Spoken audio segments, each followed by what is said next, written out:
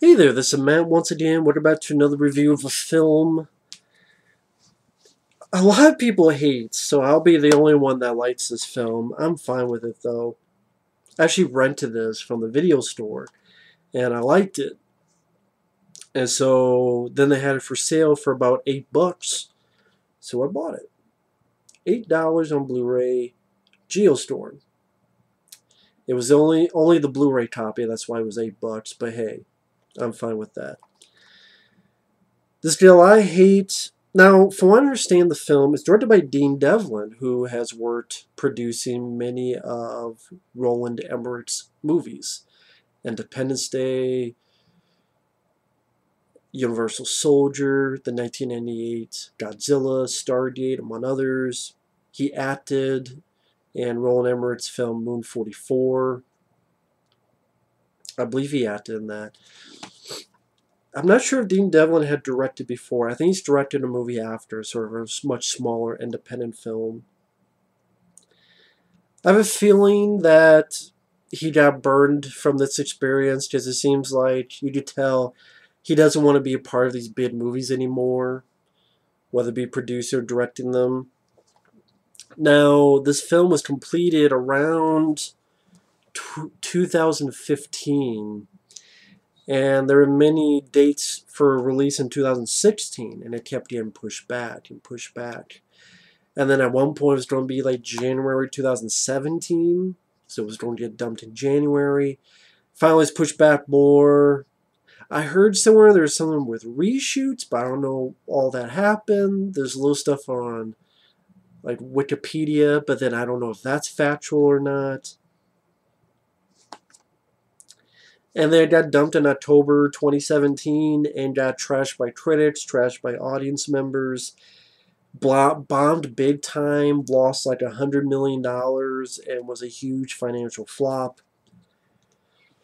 So I kind of feel sorry for Dean Devlin because he helped write it, produce it, direct it. It's a dumb movie. Yes, it's a dumb movie. But I thought it was a dumb, fun, blockbuster movie, where the cast worked well. I mean, Gerard, Butler, you have Jim Sturgess, Abbie, Cornish, Ed Harris, Andy García as the President of the United States. Gerard Butler is fun. He's kind of playing his character from Olympus Has Fallen and London Has Fallen, only in PG-13 fashion, but it's still that same wise-ass character. He's a very fun character.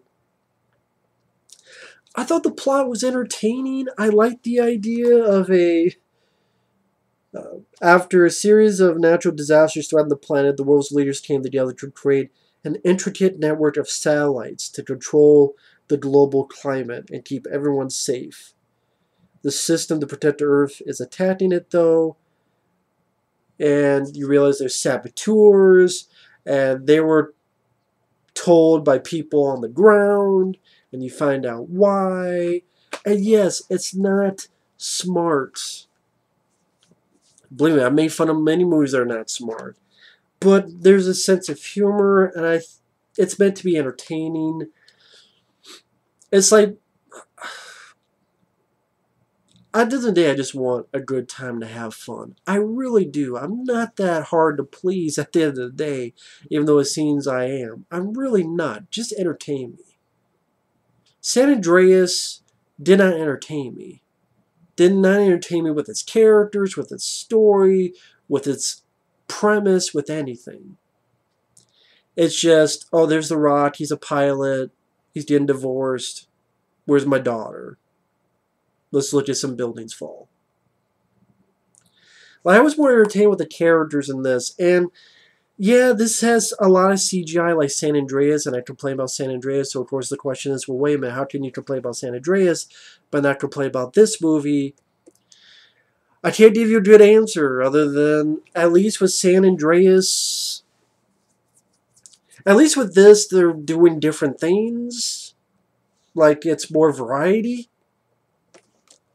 And I apologize, I'm dealing with allergies, so I'm filming a couple videos in the same day with these allergies kicking my ass.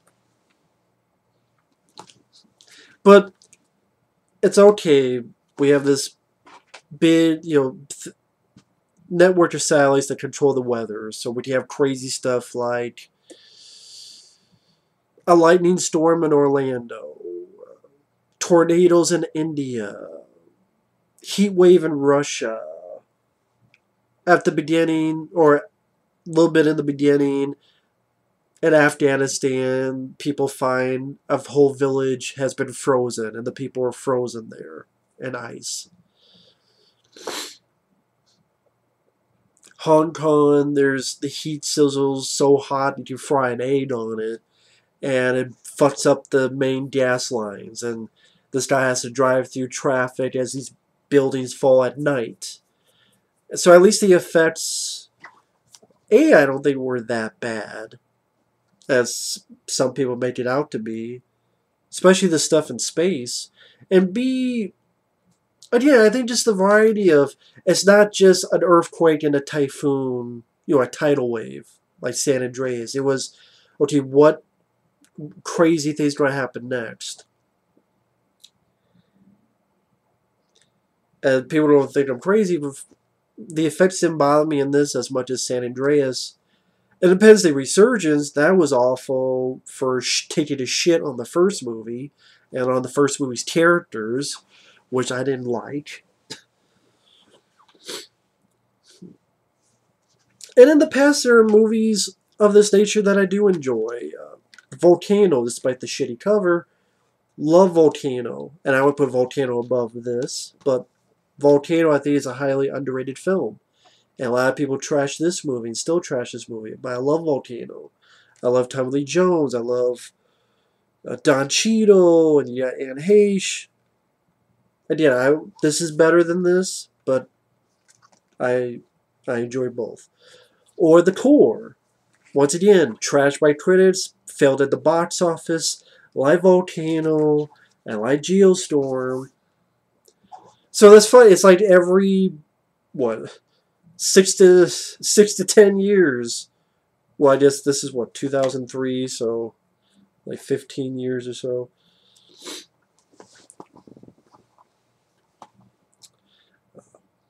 There's this a disaster movie that, is a, quote, a dumb movie, and yeah, but to me, these three movies are what I want Sci-Fi Channel movies to be, if you want me to like Sci-Fi Channel movies. And here's the thing, with Sci-Fi Channel movies, they are dirt cheap. And some of them, like Sharknado, get the fucking pass, but while these films got the shaft. And I fuck Sci-Fi Channel movies. Yeah, they're dumb, but they're also boring, and the cast of characters suck, and most of the actors suck, and the special effects are dog shit, to the point of dog shit. Here, the cast of characters are fun, the actors I enjoy, and the effects I can deal with. And yes, even if they're CGI heavy, I can forgive that if you're entertaining me in other avenues or with the premise or things of that nature. So yeah, I would say, Volcano is better than the other two, and I would put The Core above Geostorm. But yeah, I still enjoy this movie. But like The Core, I have a lot of fun with. Saw this in the theater back in the day. And let's get back to this film. I like the setup. I like the idea of having this network of satellites. Gerard Butler, I like the beginning of the film where he's giving shit to this committee. Like, you're saying we built it, but, I was there. I don't remember you there. Granted, we had a plumber up there, and he kind of looked like you, but I don't remember you up there. And he stands up to them, and because the committee is being a bunch of assholes, he gets fired. His little brother, this guy, takes over. And Jim Sturgess, I was a bit iffy on him at the beginning, but I don't know, by the end of the film, he did okay with me. I was fine with him at the end of the day. It's years later. In Afghanistan, there's a bunch of people frozen in place, which I thought was an interesting visual. Andy Garcia is the president. Ed Harris is one of the guys working with Andy Garcia. Like, we need to send a guy up there. There's a crew up there, the central space station that works with the satellites. So let's go up there and send a guy up there. Again, I like Gerard Butler's type of character. He has a fun sense of humor. When he gets to the station, he's like, you know, perhaps I need to speak to your chief scientist in the fine art of giving a shit. I like those sort of lines. And not just from him, from other characters. When you have this Secret Service agent who she likes Jim Sturgess, and they're protecting the president, and they're being shot at while this lightning storm happens. She does a 180, shoots at the perps, the people coming at them, and Andy Garcia turns to the guy and goes, "Marry her." After she does this badass thing, he's like, "Marry her." So Andy Garcia, I think, is much better here than in fucking Ghostbusters 2016, that all he had to do was, I'm not the mayor from Jaws. Don't call me the mayor from Jaws. But that got the pass from critics. I guess this movie needed pussy farts. If you don't like the film, fine. You're not alone. You're in the majority. I had fun with the movie. It's not perfect. No. It's dumb. This is the kind of movie where when things are blowing up in space, you hear sound and explosions, and there's no way people would survive when Gerard Butler's escaping from the exploding spaceship at the end, and you find out who's doing it from the ground and the reason for doing it. You're going, I think there are easier ways to accomplish your goal than destroying most of the Earth. And a culmination of something that would be called a geostorm.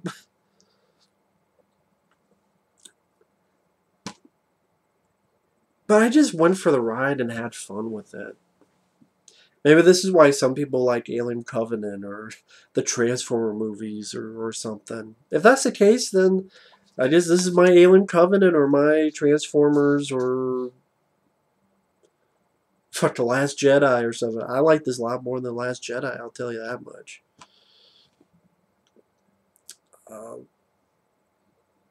I thought it went at a pretty decent pace. I never got bored. Even like when he gets to the ship and they're trying to work this thing, and this part of the satellite's being, it's going amok and almost hitting people, and he finds out there's a saboteur on board, and then he's dealing with this guy who's a saboteur.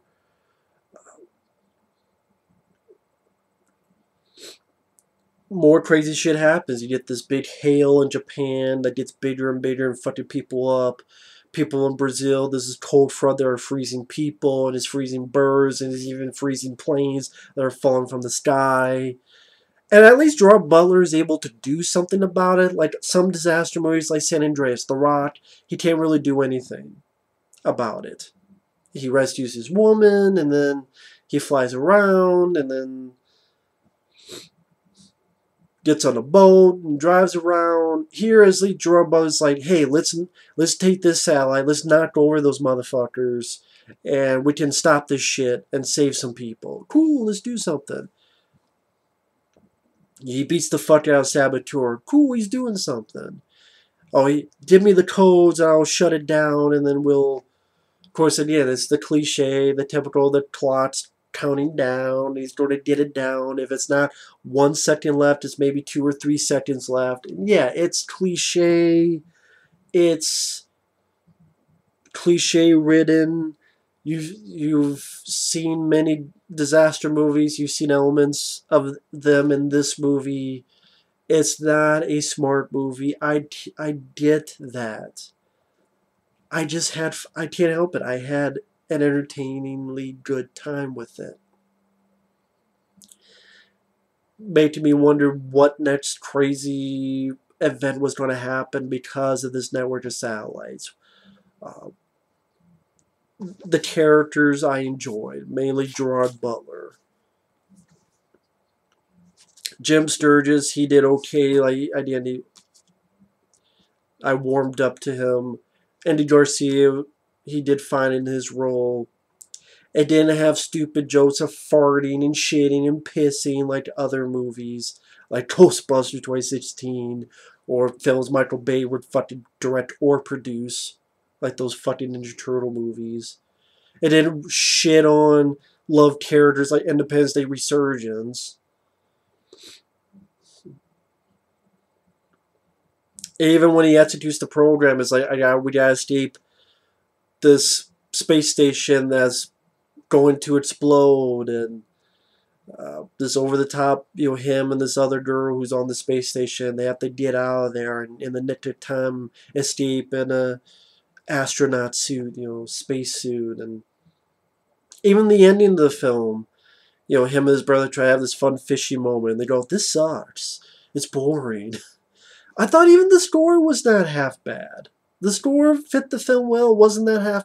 Was it a halfway? It was a halfway decent score. So yeah, I do kind of feel bad for Dean Devlin. Like, this is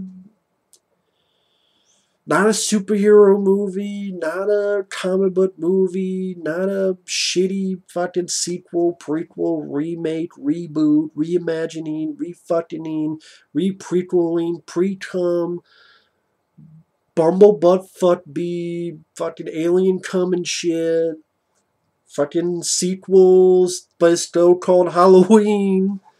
So it's that same fucking title. It's just a big, dumb spectacle, likable characters, fun sense of humor.